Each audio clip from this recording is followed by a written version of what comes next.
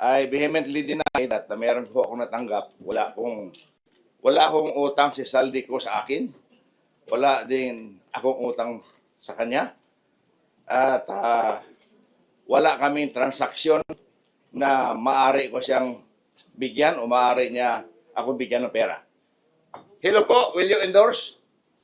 Ang sagot ko, no, sorry. Hindi ko pa nga nabasa eh. Pinapa-endorse agad sa akin. Pinaprint ko kaya kakapal. So, sunod noon, kasama na po ako rito sa Marines. Kaibigan ko si Saldi ko, bakit? Wala mang masama eh. Vice chair ako sa appropriation.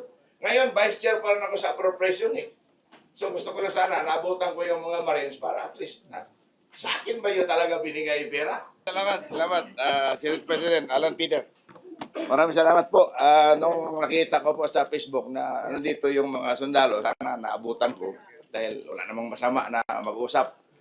Tatanungin ko lang sana kung sa akin ba nila binigay yung malita.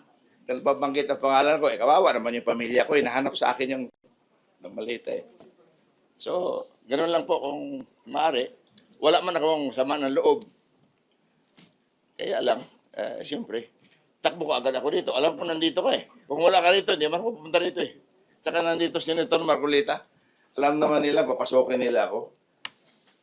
I vehemently deny that na meron po akong natanggap. Wala akong utang si Saldi ko sa akin. Wala din akong utang sa kanya. At wala kaming transaksyon na maaari ko siyang bigyan o maaari niya ako bigyan ng pera. Umalis na si Attorney Rondain. Nauna nang umalis. Kausap ko siya noong isang araw. Pakiusap ko sa kanya, kumuha ka lang ng isang note kay Saldi, kung makausap mo siya, na wala si Saldi pinadalang malita sa akin. Yun lang po, hindi ko sinasabi na hindi totoo yung mga sinasabi ng mga Marines, no? Ang akin lang, na ako, wala akong tinanggap personally, for me. Dahil, modesty aside, ganito lang po ang buhay ko, hindi naman ako naghahangad ng malita-malitang pera. Ganun lang po. Sek, maraming salamat. Baka pwede silang magtanong. Yes, of course. Baka pwede kayong magtanong, okay lang, mga 5 minutes, panic. I'm not taking much of your time. Take your time. It's your right. Nabanggit kasi. Salamat ako dahil nakahabol pa ako. Kala ko, abutan ko sila eh. I just want to ask them, kanino nila binigay? Dahil wala man akong tinanggap sin. Or, Actually, nakita ko text report. Tapos na rin talaga. oh, At pinakyat ko. But precisely why we want everyone named to have their opportunity. And I thank you, God, for being here. wala man kumalinis ang konsensya mo, pupunta ka rito, di ba? In fact, maraming kongresista na sasama sana. Ang isa doon, nagsabi sa akin na pupunta rin dito yung Congresswoman Garin ng Iloilo. Pinsan ko pa yan sa Sabiloso. Sabi niya, kung pupunta ka, sama ako. Eh, nakita ko ngayon, na meron kayong, hindi ko man alam to eh. Kung alam ko lang ito, nandito ako, maaga pa, kinansila ko lahat ang aking mga meeting. Any question? So, any question po? Congressman, since nabanggit niyo po na walang katotohanan. Hindi sa walang katotohanan. Wala akong tinanggap na pera. Wala silang dinala sa aking malita. Okay. Ibig po ba sabihin, questionable yung mga sinabi kanina ng iba pang mga witnesses? Hindi ko kasi narinig eh. Nasa kalsada ako kanina. May meeting ako kanina sa dito sa PIMS, yung motor show. Nandun ako. Kami nagbukas eh.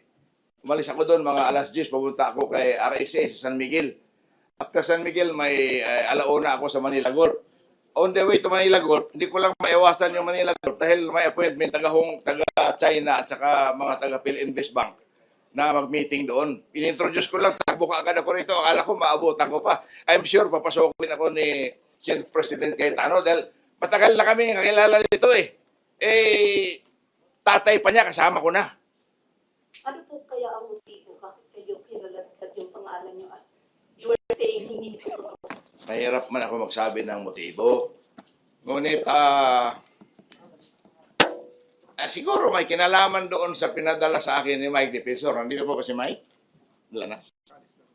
Mga 130. Si Mike Defensor nagpadala sa akin ng impeachment ni Pangulo. Ako yung walang. Nandito sa cellphone ko. Gusto nyo makita?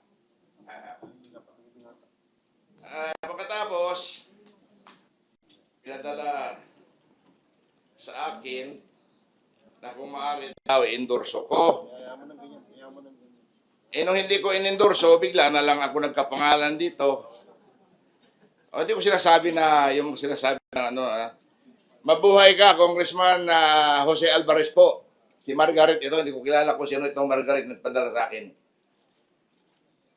I'm writing on behalf of Congressman Mike Defensor to request for your endorsement of impeachment complaint against PBBM for graft and corruption and betrayal of public trust.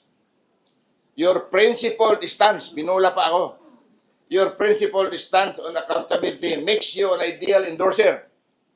We respectfully request for your public endorsement to strengthen this effort and uphold the rule of law. Attached is the full complaint for your review. Thank you for your consideration. Hello po, will you endorse? Ang sagot ko, no, sorry. Hindi ko pa nga nabasa eh. Pinapa-endorse agad sa akin. Pinaprint ko kaya kakapal. So, sunod noon, kasama na po ako rito sa Marines. Pero I can say categorically, wala po akong tinanggap na malita galing kay Saldico dahil wala naman utang si Saldico sa akin. Wala din ako utang sa kanya. Okay? Maraming salamat.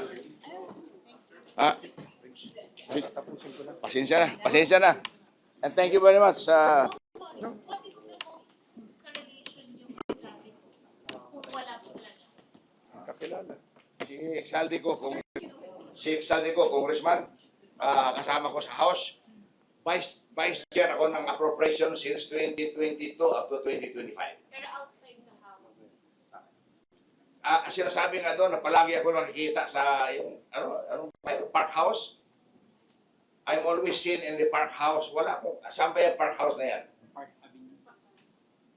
Wala akong alam kung saan yung park house. I do not go to Saldico's Horizon Homes. I know he has an apartment there. Kaibigan ko sa Saldico, bakit? Wala mang masama eh. Vice Chair ako sa appropriation. Ngayon, Vice Chair pa rin ako sa appropriation eh. So gusto ko na sana, naabutan ko yung mga Marines para at least sa akin ba yun talaga binigay yung pera? We will make sure na in the next hearing, inform lahat. Hindi. But what I wanted Panawag mo na ako para what I want to assure yung cabinet at sa House, yun nga, wala tao ang mag-judge, pero welcome kayo i-confront. walang parliamentary courtesy. Pupunta ako rito dahil we just want to confront kung ano yung hindi man ako delikado, Senator Alan. Kung mayroong tatlong malita, tatanggapin ko, di ba? Basta walang resibo pinapapirmahan. Di ba? Bibiro lang si Congressman, but he's here to clear his name. Kawawa naman ako. Which is the process. Diba? Di ba? Pag nabanggit kami sa House, we are also given the opportunity to answer. Kaya nga, regardless of our topic, pag pumunta dito, we will give them a chance. Maraming salamat sa inyo. Thank you po. Hindi ko akalain na dito Thank kayo you. lahat. Thank you. Thank you, sir.